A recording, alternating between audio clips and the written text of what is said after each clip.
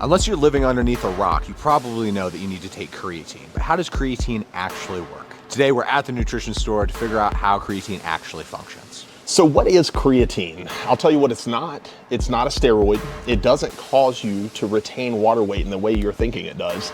And it's also not harmful for the kidneys. Those are some of the most common misconceptions that people come in here believing about creatine. But when I tell them that it's actually a critical provider of energy in the human body, a lot of people's perspectives are shifted. So the body actually makes and stores its own creatine in the form of creatine phosphate. Now, once these phosphate groups are broken down, it converts into something you might have heard of before called ATP. Now, adenosine triphosphate, or ATP, is the most fundamental source of energy that the human body can recruit to produce movement, power, critical processes such as thinking and decision making. But the human body only makes enough creatine to produce this high output power for about 10 seconds.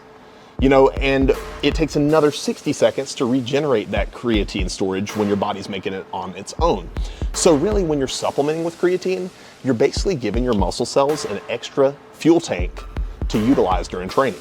What if we could take that 10 seconds of explosive power output and make it 15 to 20 seconds of explosive power output? That is the real reason that people gain muscle when taking creatine consistently, not the fact that creatine is just shuttling water into your muscle cells. It's actually giving you the ability to produce more work under the bar for more reps. And over time, guess what that equals?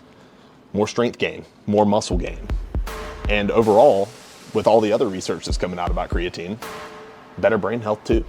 So if you're not taking creatine, you probably should be. It is among one of the most researched supplements in the entire world.